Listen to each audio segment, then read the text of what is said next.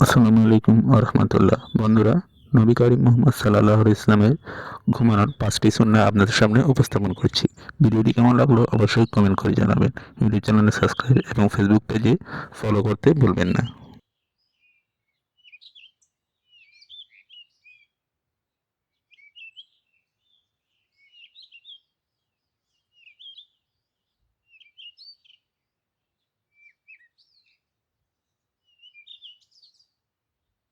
বন্ধুরা, 1 নম্বরে রয়েছে তিনি ঘুমাতে যাওয়ার আগে রাসূল সাল্লাল্লাহু আলাইহি ইসলাম ঘুমাতে যাওয়ার আগে সবসময় ডান কাতে শুতেন এবং মাঝে মধ্যে গলার নিচে হাত রাখতেন। বুখারী হাদিস 247।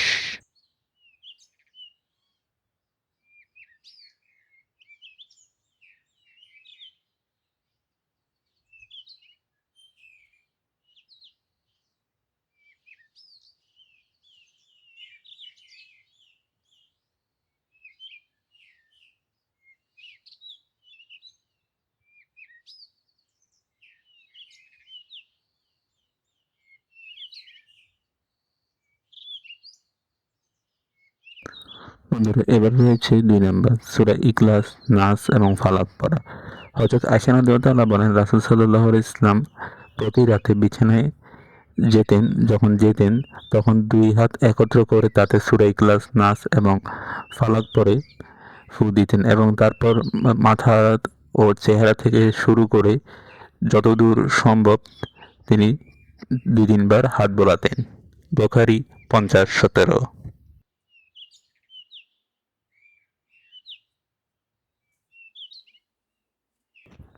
এবার হচ্ছে আয়াতুল কুরসি পড়া।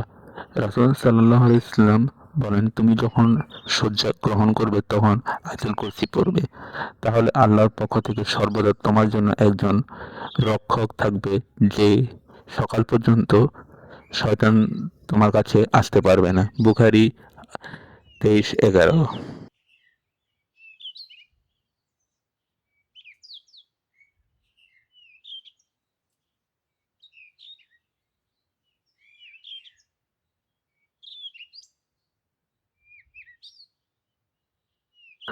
বন্ধুরা, এবার রয়েছে সূরা বাকারার শেষ 2 আয়াত পড়া।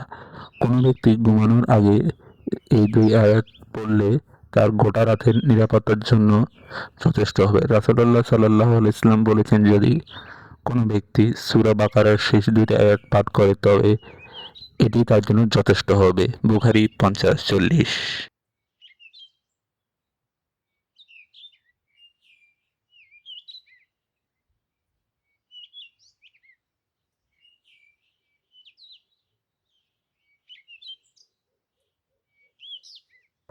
সর্বশেষে রয়েছে সূরা মুলক পড়া। রাসূলুল্লাহ সাল্লাল্লাহু আলাইহি ওয়াসাল্লাম বলেছেন, কোরআনের মধ্যে 30 আয়াত বিশিষ্ট একটি সূরা আছে যেটি কারো পক্ষে সুপারিশ করলে তাকে মাফ করে দেওয়া হবে। সূরাটি হচ্ছে তাবারাকাল্লাযী বিয়াদিহিল মুলক, সূরা মুলক। তিরমিজি 28-91।